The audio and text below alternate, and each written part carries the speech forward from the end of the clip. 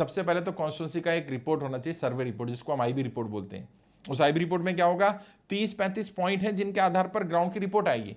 उसमें कैंडिडेट भी एक आधार होता है, पार्टी भी एक आधार होती है, विरोधी भी आधार होता है, कॉन्स्टिट्यूंसी की परिस्थितियों के हिसाब से, बूथ की परिस्थितियों के हिसाब से, और पूरा ओवरऑल एक कॉन्स्टिट्यूंसी का एक जायजा लिया जाता है। इससे पता चल जाता है कि आज कैंडिडेट कहां टिक रहा है, आज पार्टी कहां टिक रही है, और उसमें कितना बदलाव करने की जरूरत है, कितना काम करने की जरूरत है।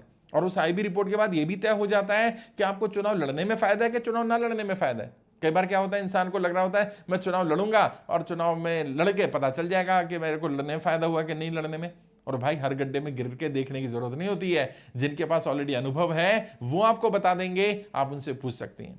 तो आईबी रिपोर्ट बनवाई, किससे बनवाएंगे मुझे फर्क नहीं पड़ता। कई लोग कहते हैं साहब आप तो बताते हो कि ट्रेनिंग लेनी पड़ेगी, ये लेना पड़ेगा। भाई लेनी है ले लो, नहीं लेनी मत लो, आपको तय करना है। अगर मान लीजिए आप 10-15-20 वर्ष लगाने के लिए तैयार है राजनीति में, और 10-15-20 वर्ष में सीखना चाहते हो, सीख लीजिए।